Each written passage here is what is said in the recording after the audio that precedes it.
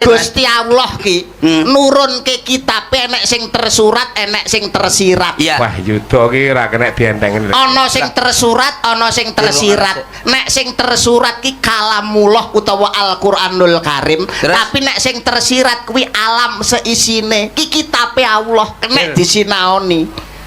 Ya, Pak. Ora tekan kowe. Sik tak omong karo dalange. Engko tokno ilmu sing abot. Anu toh perkara sing sampean warai ki ta? Heeh. Ilmune roh kowe.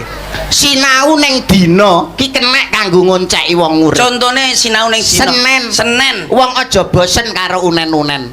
Ngrungokno pitutur luhur mawi doh kasanah kanggo siraman rohani. Wah, Senen. Selasa.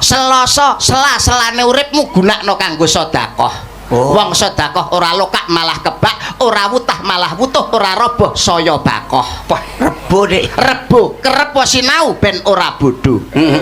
Wong nek gelem sinau mesti ora bodho. Terus kemis. Kemis luwih becik mingkem timbang kowe omong lamis. Wong wedok-wedok lho biasa cerewet-cerewet kuwi.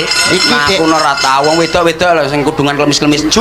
Jumat jumbuhno karo atimu. Apa wae iki bener apa luput takono marang hati kecilmu, hati nuranimu. Kuwi mesti bener. Sabtu kuwi tegese insapo barang sing kewetu.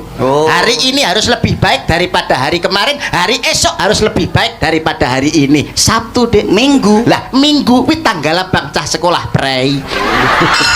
Lah, tegese lho Pak Dok. Prei ora tau sekolah we Minggu tanggal abang. Kuwi ngono tunggale kok akeh men sing mbok takokne. Mendal jangkrik tenan cah iki.